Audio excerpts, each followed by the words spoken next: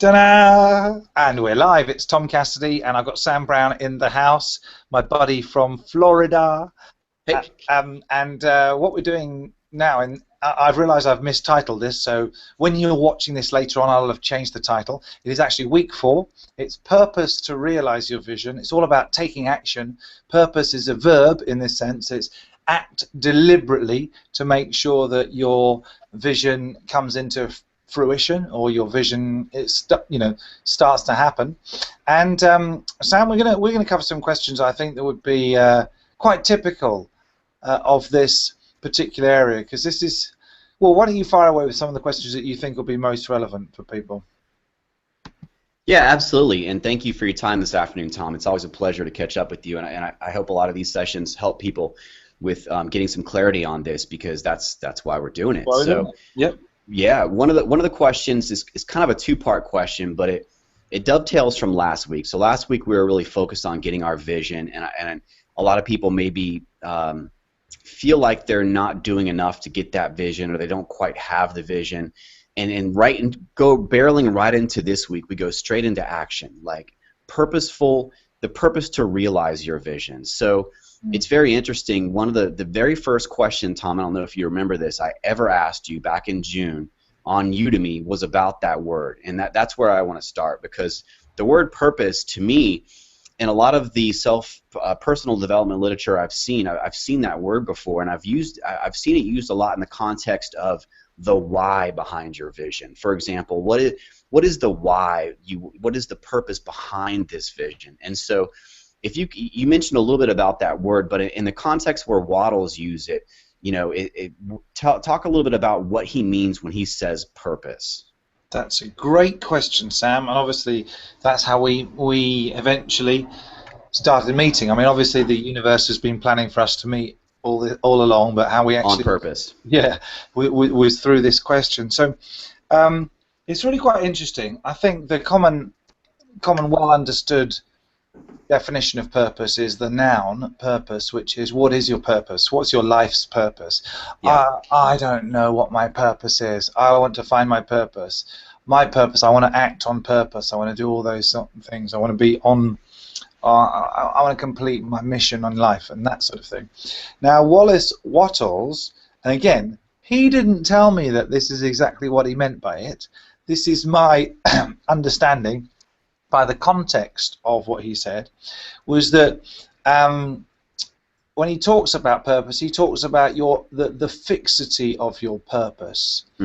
So what he means by that expression is how much you mean to do something about the vision that you've actually created. So if we sum it up with the final sentence in the book, Wattle says, and the riches that come to you will be in exact proportion to the definiteness of your vision, the fixity of your purpose, the steadiness of your faith, and the depth of your gratitude. So you've got those 4 aspects, and let's look at the one of purpose. He talks about the fixity of your purpose, how resolved you are to actually make it happen. You've created a definite vision, and then how much you mean it, how much you actually plan to actually bring it to fruition. So I called it, in this particular week, this aspect of it is, when you purpose, you do something. Purpose means act deliberately, act specifically, with intention, decide to do something about it. And so you could say this a number of different ways. Mean it. Deliberately try, you can't deliberately try, you decide. Deliberately decide to take action so that your vision comes into fruition.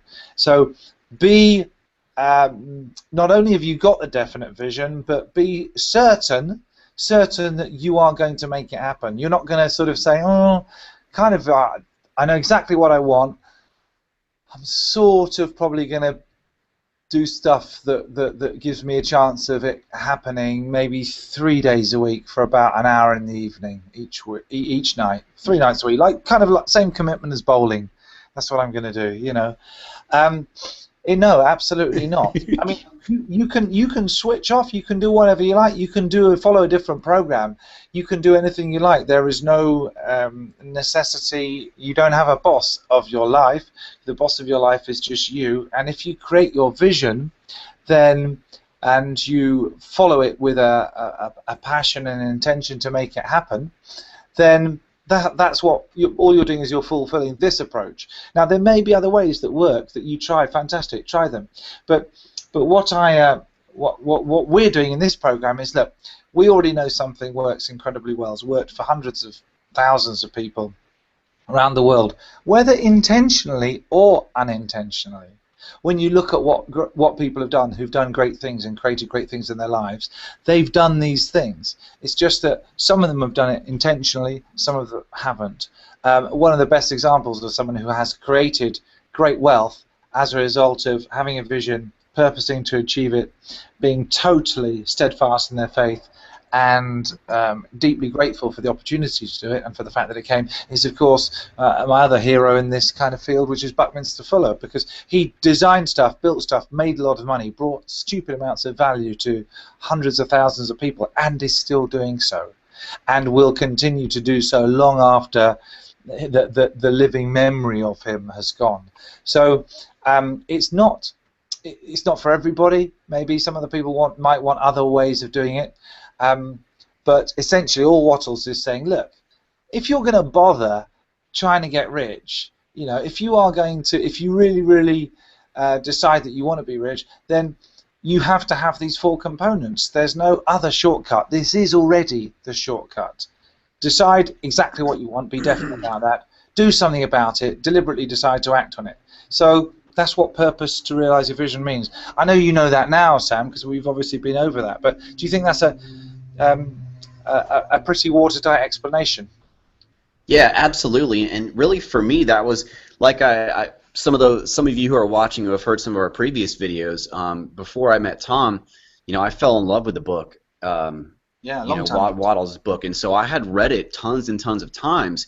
But I always had a question about that word, the word purpose there. A little bit of, not even really a question, just a little bit of uncertainty. And for me, just that little bit of uncertainty was feeding my script in terms of like, well, you don't totally have your mind wrapped around this yet kind of stuff. So for me, that was a really big deal in getting that question answered on a whole lot of levels. So thank you for that. All right, great. I've got kind of a two-part question. It's basically separate parts of the same question, so I want to go ahead and throw them all out there at once without having to handle them separately. So, and you can take them as you choose. So basically, the first one is that, what if somebody's in a position where they don't quite have their vision worked out? It can be for someone who's new to this, kind of metaphysical approach to wealth creation. It can be a little bit intimidating to say, what is the vision for your life? And so it may take longer than a week. Hell, it took me several years to get to a point where I feel really confident about my vision. So for somebody who's watching this right now, who's like, oh man, I didn't get my vision down in 7 days last week. What action can they take to fulfill that, to come up with that vision? Okay, that's the first part, the first question. Then the second question is, okay, let's say someone has a pretty good idea there.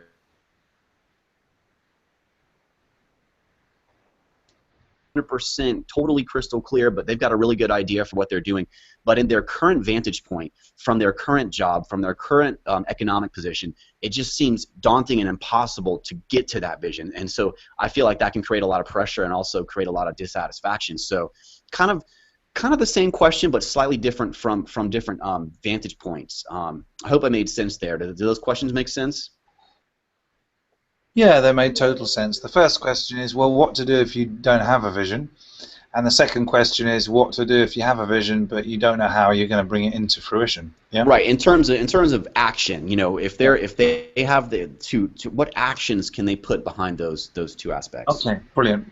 Great questions. Okay, the first question is, I'm going to ask you, if we are distilling this essence of this book to one sentence, and the riches that come to you will be in exact proportion to the definiteness of your vision, the fixity of your purpose, the steadiness of your faith, and as we said before, the depth of your gratitude, The person who hasn't got a vision, what can they do? Turning it back to you, Sam. What can they do? Just focus on the definiteness of their vision, I suppose. Yep. What else can they do? Well, they can certainly have gratitude for where they're at. They can have a depth of gratitude, and they can certainly have faith. Those are things that you don't need any outside permission to have. You can have faith that you will have a vision. You can have gratitude that you will have a vision. You can have gratitude for where you are. And you can certainly have a purpose to be more than you are now.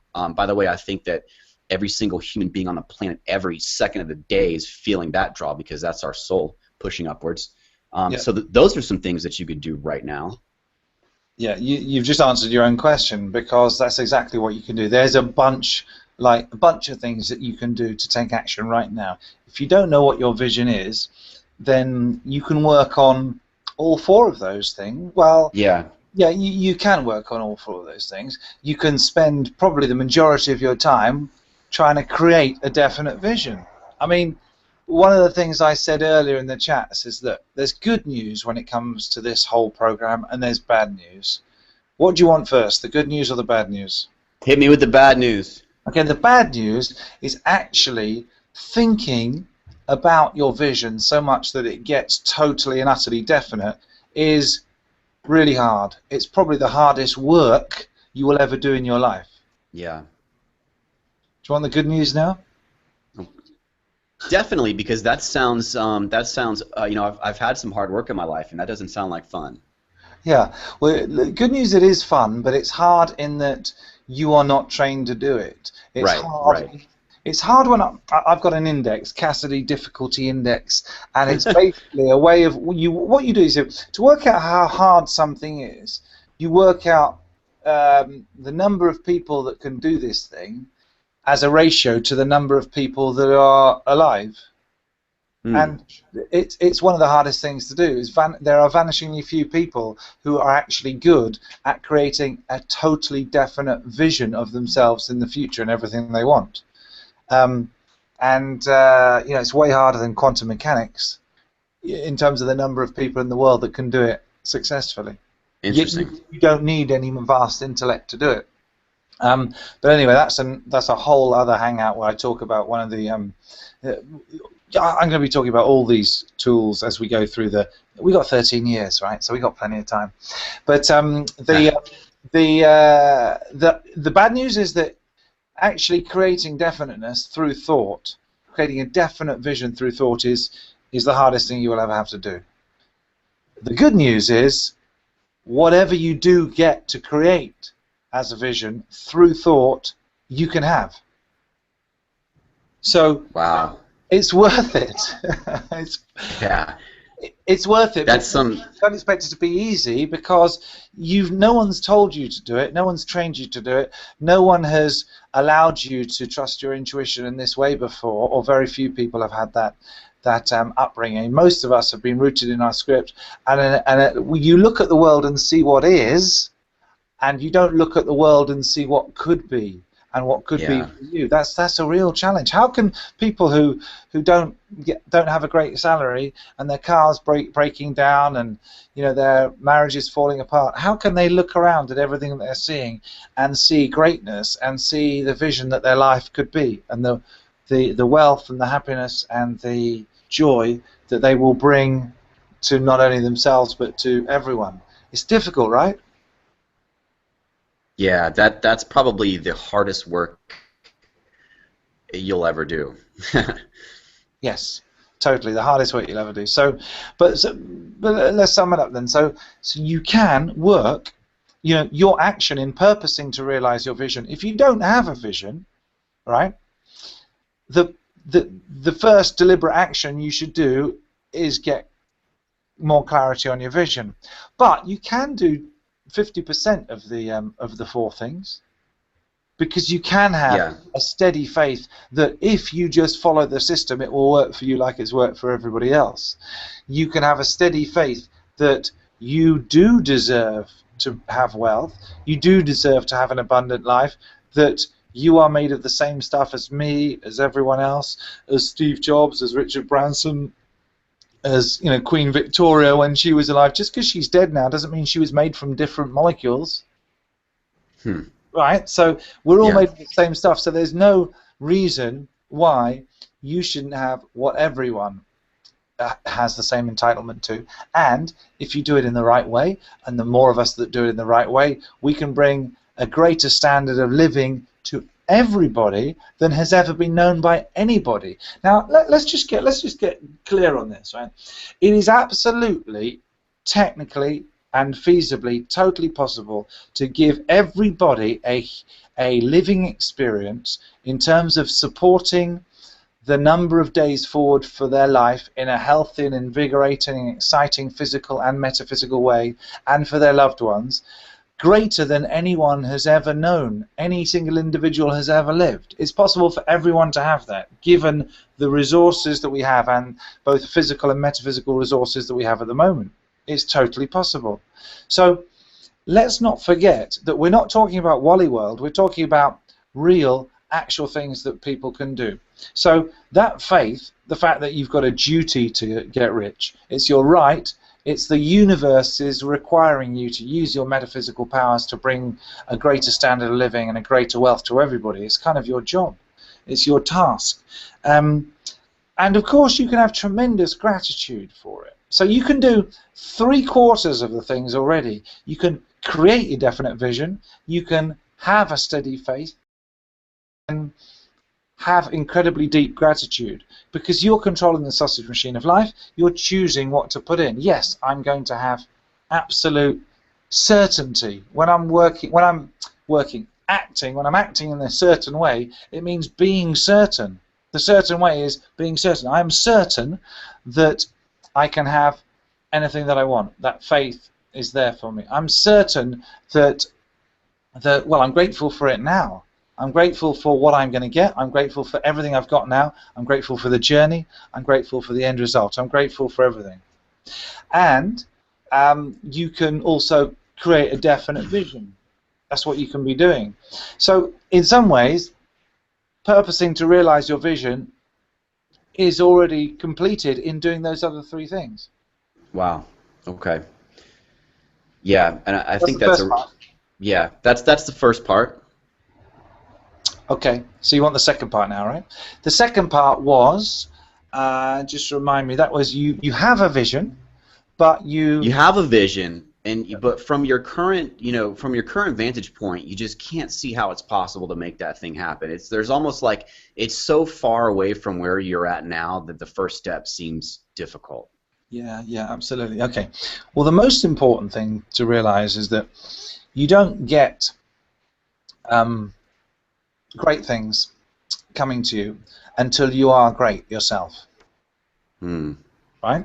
You won't actually bring great wealth into your life until you are a great person, until you become a great person. Now, you might come up with a great invention, but you won't end up getting it to market and being successful and bringing more life to all unless you've got people working with you, people that believe in you. They won't believe in you if you're not a great person. And when I say great, I mean acting in a certain way, thinking in a certain way, being awesome, treating everyone with love, with courtesy, with kindness, with respect, being all those wonderful things, being the example. Essentially, that's it.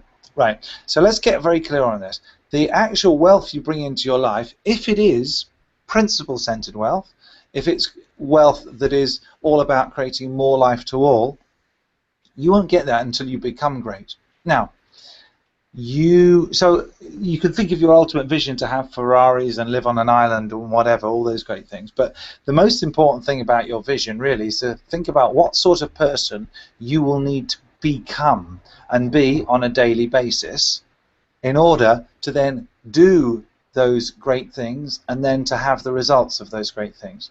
So to be is the most important thing in your vision. Now, so the sort of person you want to be on a daily basis is the most important thing to complete in your vision. The good news is you've got the daily basis right now. Yeah. You've got the daily basis in everything that you do, in your role as a parent, a brother, a sister, a daughter, a grandson, a grandfather,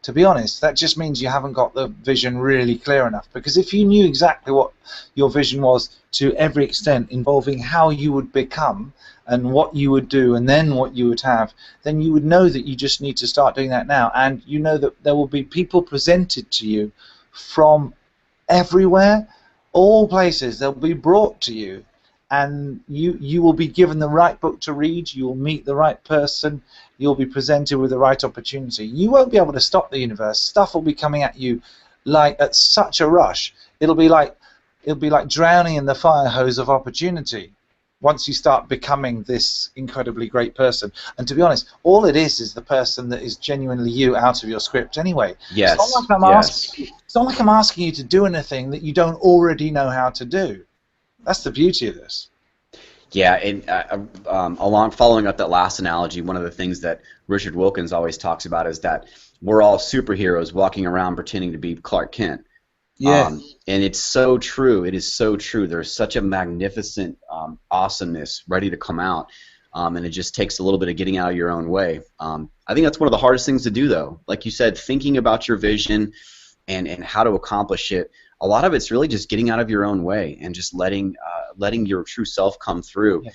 And it's pretty easy to do. And what I find really encouraging is that you can do it right this second. It's not like, okay, well, this weekend when I can finish that chapter and do this. No, man. Wherever you're at right now, even if you weren't awesome all day, it's 5:30 here in the U.S. on the East Coast. Just because I was not awesome all day, at 5:37 I can just start being awesome, and that's really encouraging for someone that may not know what exactly to do to fulfill their vision. It's wonderful. It's actually there's a technical term for it that I invented, and it's called it's positively asynchronous. And I don't know whether anyone is listening to this is also on the Reasonable Eating program, but I talk about the problem with eating and getting eating under control is that it's massively negatively asynchronous. You can spend 95% of the time eating and following perfect eating habits, right? Eating well, eating sensibly. 95% of your week you could be, adhering to absolutely everything. And then 5% of your time, you could consume so much food and absolutely terrible stuff, alcohol, drugs, whatever, in just that 5%, that it can not only negate the effect of the 95%, but it can actually be even more detrimental than that. It can put you like a negative 1,000%, because it's in terms of time, it's incredibly easy to just pour all sorts of utter rubbish into your body in just sort of like, if you decided to just spend, of the 168 hours in a week, you just decided to spend 8 of those hours eating utter crap, right? Yeah. You would be so unhealthy. You basically die in 6 months, right? So it's incredibly negatively asynchronous, which means that you have to basically, your ratio would probably have to be like 99.9% of the time following good habits in order for it to be effective overall. Now, the wonderful thing about being awesome and being out of your script is that it's massively positively asynchronous. You only need to spend 1% of your time out of your script to be able to notice and experience it and realize, crap, this is awesome. This is so good. You can be in your script for all the day, and as you said, Sam, you can just notice and think, whoa, I didn't have to, you mean, well, whoa, this is so cool, right? And then you can spend the next day in your script again. You don't lose any of that awareness, so awareness is massively positively asynchronous, which is why I love it. Yeah. Because it's very easy. It's just so easy. People say, well, the 13x4, well, I didn't do it. So what? Do it tomorrow a bit. Or do it right now a bit. Focus on it, And so awareness is such a joy to work with because the wins are so easy. Yeah, absolutely. Just a lovely way to put it. I think that a lot of people can identify with that too, because and being asynchronous is that the momentum builds on itself. If you go through your morning being awesome, it's much easier to be awesome in the afternoon. Granted, little things may come up during the day or whatever, but it certainly is fun to get on top of that wave and really ride it out, and it does get easier. Yeah, it gets so much easier. You get much, much better at it. I mean, a good way of looking at things is like, look, you can't control the things that happen around you. There's going to be stuff happening around you all the time. And just because you're awesome, it doesn't mean that you have... I mean, actually, it ends up that you get fewer and fewer problems being awesome, just the way it works, because I think you're getting rewarded by happenstance and evolution for being awesome, I think, and that's what I believe. I mean, my life is there's still a lot of crap in it, things I don't want to, with my first marriage and the kids that I don't see and all that sort of stuff, but in general I just have to keep pinching myself because it's just stupidly good on a regular basis. Everything I do just seems to turn to gold, and it's just like, you know, how good is this? But it's probably because I am aware enough to notice my script and to just put the good stuff. I expect it to go well. I put loads of awesome stuff into the sausage machine as much as I can, all the time. But I still have things that happen around me that are not what I would choose to actually happen. But that's okay. I just know, even Stephen Covey, he talks about this. He talks about your circle of concern, which is stuff that you don't really have any influence over, and then your circle of influence, which is the things that you do. And I try and explain it like this: look, you can't. There's always going to be stuff happening around you. The only thing that you can really control is whether or not you go into your script as a result of it or not. Whether or not you notice the fact that despite these things happening around you, you still would choose to respond in a certain way, and if you're not responding in the way that you would choose, it's simple, it's not you. Forgive yourself that transgression because it was just a script, that little bugger. Now this is a really interesting thing. You can actually, when people say, oh, I want to create my vision, actually you can get your vision right now listening to this call. You can just basically, whatever you want to achieve in life will not give you a better feeling than just being aware right now. So people expecting, well, I still think it's great to do stuff and to like bring lots of value into the world. But if the single most valuable thing in the world that you've got to share with people is the ability to be awesome and feel amazing without having an external reason, that's the most valuable thing that people will ever want. So it's like, kind of, it's a bit of a trick. We talk about this with the YouTube. Just, if you've got that awareness and you notice, damn it, just go straight to the feelings of actually having that vision. When people say, oh, well, I don't know what my vision is, look, your vision is to be awesome and to feel awesome and just to be, or to have all those great feelings. That is what your vision is. So just do that right away. You know, have the feelings. And then having the feelings, of course, you'll feel much better. Right, we've got a question here. Dun, dun, dun, dun, dun, dun, dun, dun. It's a question from Zakia. Hi guys, I am blessed for knowing my visions, but they didn't come easy. I understand now the deliberate actions on the purpose to realize vision. My question, please explain, what do you mean by reasonable is better than maniacal? Okay, nice one. A maniac is someone who is incredibly high energy and crazy and just goes about like being just super charged and super buzzed. You can have like a homicidal maniac, which is a bad thing because it's a maniac, someone who goes around crazily and kills people. You can have just a football fan maniac, someone who's just like always going on about football and just they're super buzzed about it.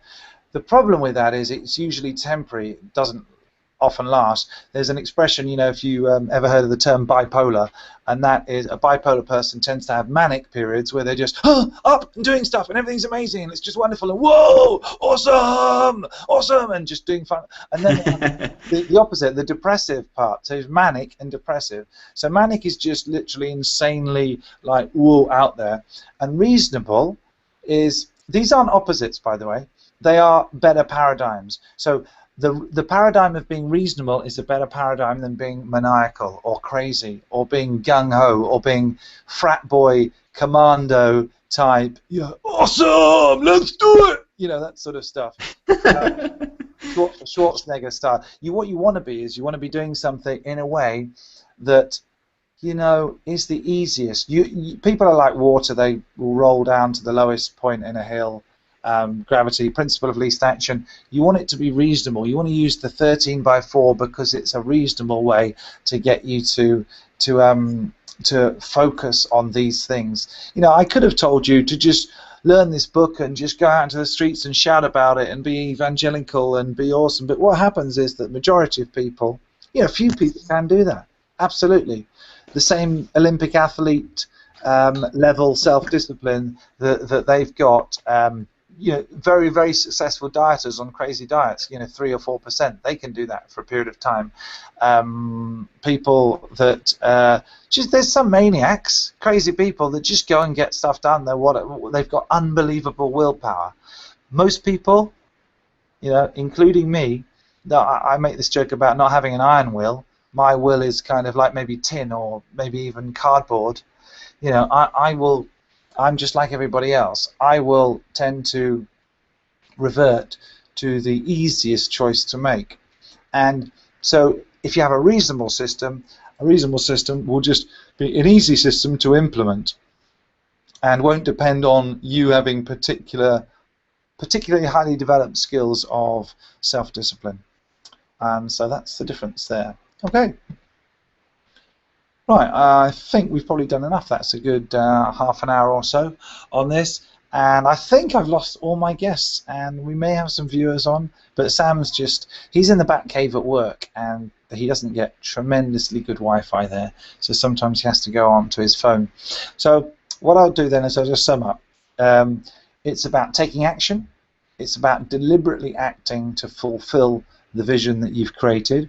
If you don't have a vision, the deliberate action that you take is to get a vision, all the while maintaining steady faith and a deep gratitude.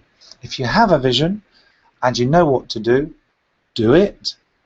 If you have a vision and you don't know what to do, just carry on doing what you are doing, but being in the purpose to realize a vision, focusing on the what you are going to become. Because right now, in the on a daily basis, in the daily experience of whatever you have got in your life, you've got enough raw material in which to operate and become awesome and become the physical manifestation of that vision. Right, Sam, I think I just wrapped up there. So if you've got anything else to say, that'll be quite good. Or any other quick questions?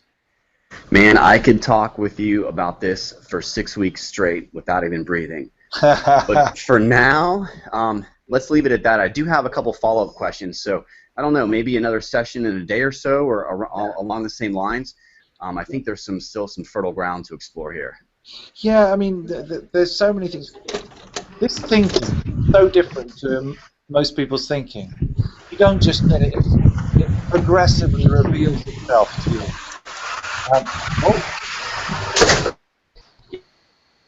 Hey, sorry, Tom. I'm getting a lot of background noise. I look forward to the next time. Yeah, see you, buddy. All right, take care. All right. Bye.